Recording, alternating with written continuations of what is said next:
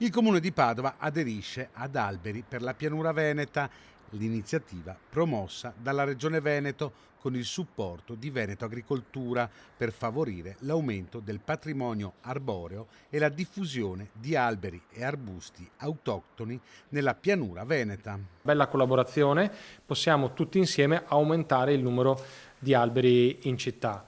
Si può scegliere tra alberi di primaria grandezza come querce, tigli, bagolari, alberi un po' più piccoli come possono essere carpini, frassini, aceri campestri o anche cespugli.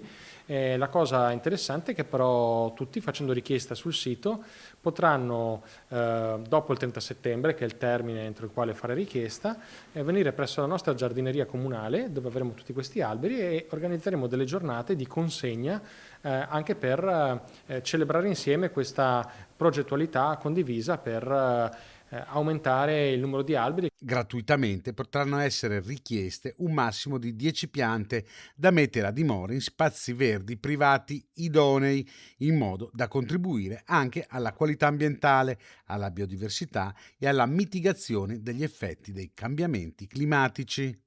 Le prenotazioni possono essere effettuate online al sito www.alberinpianura.it fino al 30 settembre prossimo. Sul sito ci sono le istruzioni per come individuare l'albero più adatto rispetto allo spazio che abbiamo a disposizione. Quindi non esageriamo, prendiamo gli alberi di cui abbiamo realmente bisogno e che sono adatti agli spazi che abbiamo, perché questo è l'unico modo per far sì che attecchiscano bene, crescano altrettanto bene e solo così possono dare quei servizi che sono importanti per tutti noi.